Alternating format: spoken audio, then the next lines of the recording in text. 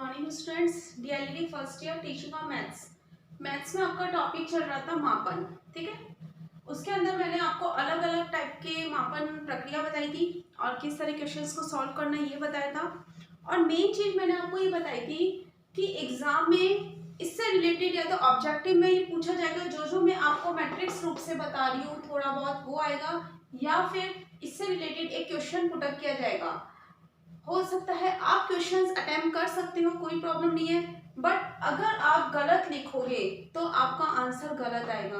तो मेरा सिर्फ इंटेंशन इस टॉपिक को पढ़ाने का इतना सा है कि आप किस प्रकार इसको लिखना है। आपको गलत नहीं लिखना है, गलत लिखोगे तो बिल्कुल गलत आंसर आएगा और सही लिखोगे तो एग्जैक्टली क्लियर एकदम फैक्ट आंसर आपके सामने आएगा। अब आज आपका जो नया टॉपिक है वो द्रव तरल पदार्थों के माप है। द्रव तरल पदार्थों के माप से पहले कल मैंने आपको 3 क्वेश्चंस दिए थे, वो मैं आपको होमवर्क वाले वो मैं आपको करा रही हूँ। जो मैंने पहला आपको क्वेश्चन दिया था वो ये दिया था 22 किलोग्राम 850 ग्राम और 13 किलोग्राम 280 ग्राम का योगफल ज्ञात करना था। किलोग्राम ग्राम में, 1000 ग्राम में 1 किलो होता है, 1 किलो इक्वल्स टू 1000 ग्राम। अब इस चीज को समझना, किलोग्राम आपके पास था और ग्राम आपके पास था। ठीक है, क्वेश्चन आपका था कि 22 किलोग्राम और 850 ग्राम, 13 किलोग्राम और 280 ग्राम। सॉल्यूशन करूंगी तो ये आएगा 1130 और ये आएगा मेरा 35।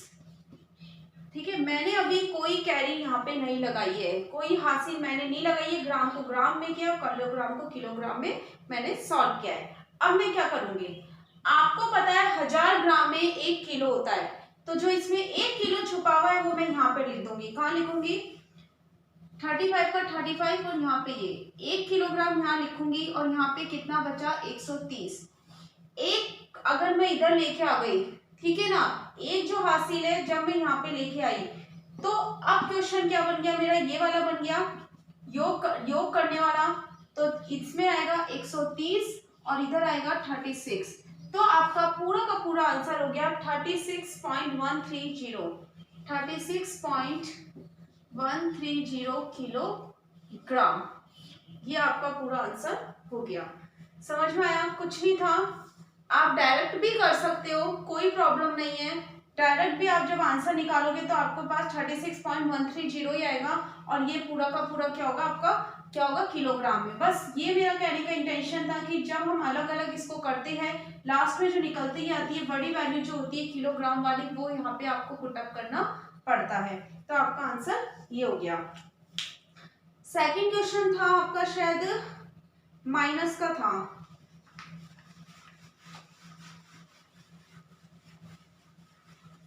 सेकंड क्वेश्चन आपका माइनस का था, उसमें ये था 10 किलोग्राम 250 ग्राम में से 8 किलोग्राम 665 को 675 ग्राम को घटाना है।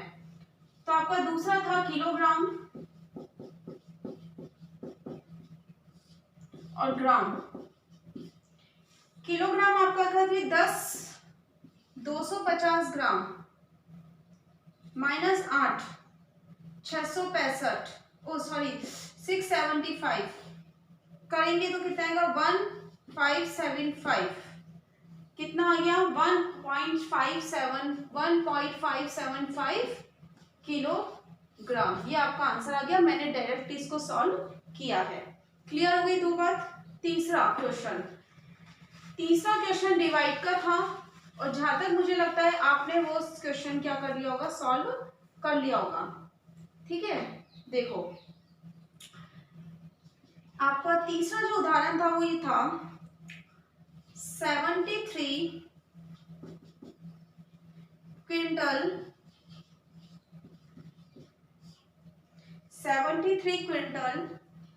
4 किलोग्राम में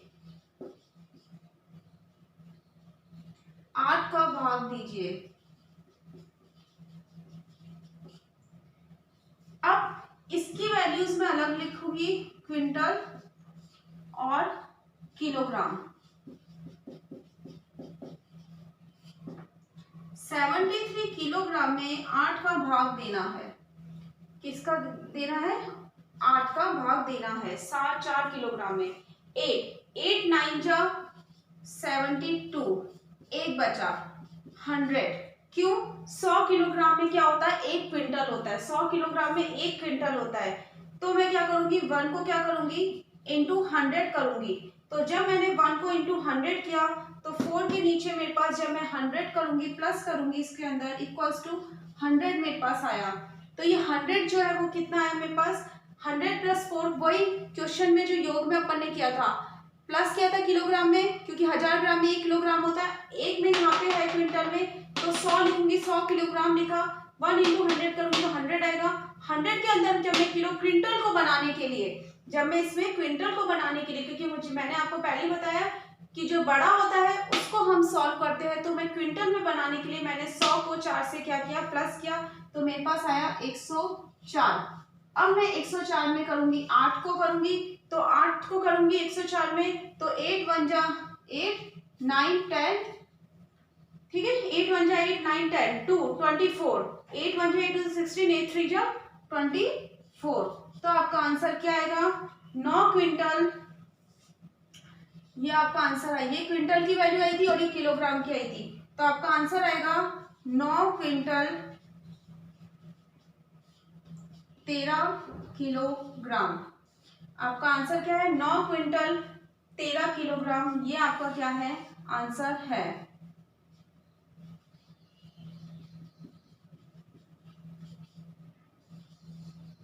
समझ में आई बात, एक बार इसको लिख लेना ध्यान से और इस चीज को वापस समझो। क्विंटल का मैंने अलग सॉल्व किया था, मेरे पास एक निकला था, तो मैंने ये क्या किया था, जब इसमें एक निकला था तो इसमें जब 100 किलोग्राम में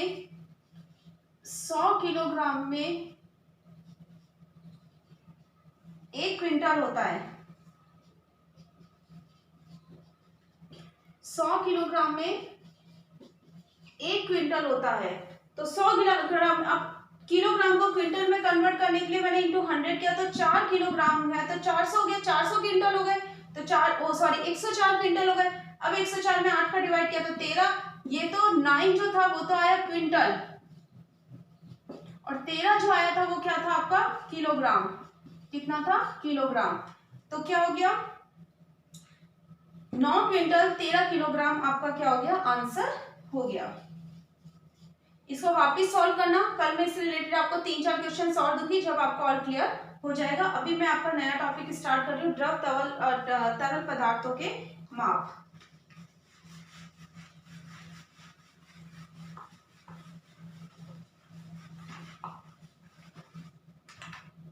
देखो, आप जानते हो दूध होता है, मिट्टी होता है, केरोसिन होता है, इनको हम द्रव तरल पदार्थ कहते हैं। तो इनके माप के लिए क्या क्या काम में लिया जाता है, तो इनके माप के लिए एक तरह से पर्टिकुलर एक निश्चित लीटर का बर्तन काम में लिया जाता है, जिसे हम क्या कहते हैं, जिस प्रकार लंबाई हमने मापी थी, लंबाई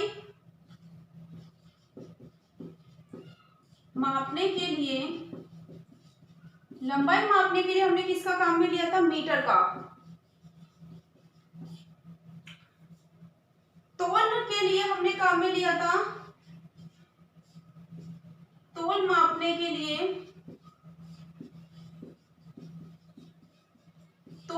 के लिए हमने काम में लिया था किलोग्राम, या तोल का मापक क्या होता है, किलोग्राम, मानक माप। तो लंबाई मापने के लिए मीटर, तोल मापने के लिए किलोग्राम, मतलब ये क्या है, मानक माप है। ठीक है, तीसरी बात, द्रव के मापन का मानक माप, द्रव के मापक का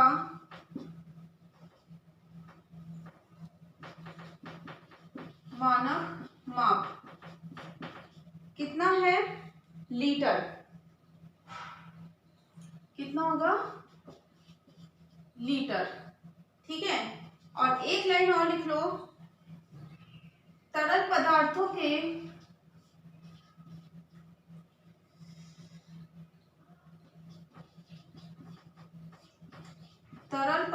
के मापन की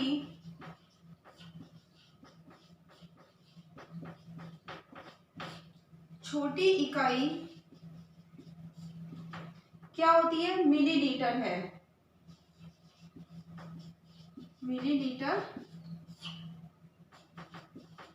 है। ये सारा बेसिक था इसका। देखो, जैसे लंबाई का मानक माप होता है मीटर, तोल का होता है किलोग्राम, और द्रव का होता है लीटर, और लीटर की तरल पदार्थ में मापा की सबसे छोटी इकाई होती है मिलीलीटर। ये आपका सारा का सारा क्या था? बेसिक था। अब इससे रिलेटेड क्वेश्चंस मैं आपको कल एग्जाम में और कल बताऊंगी जो एग्जाम में आते हैं। और एक लाइन और लिख दो, अधिक मात्रा में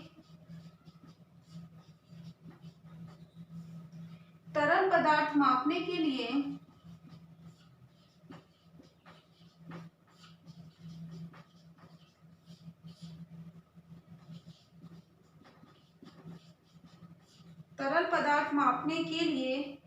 किलोलीटर का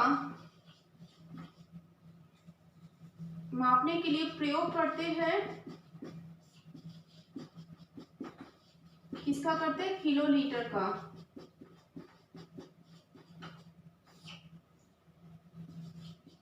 ठीक है, ये आपका पूरा का पूरा बेसिक था। ओके, अब आपका होमवर्क है आज।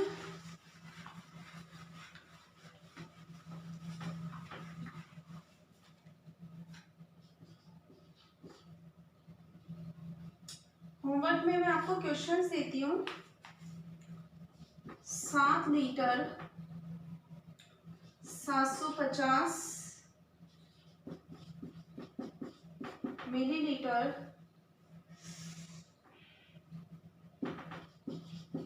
मिलीलीटर और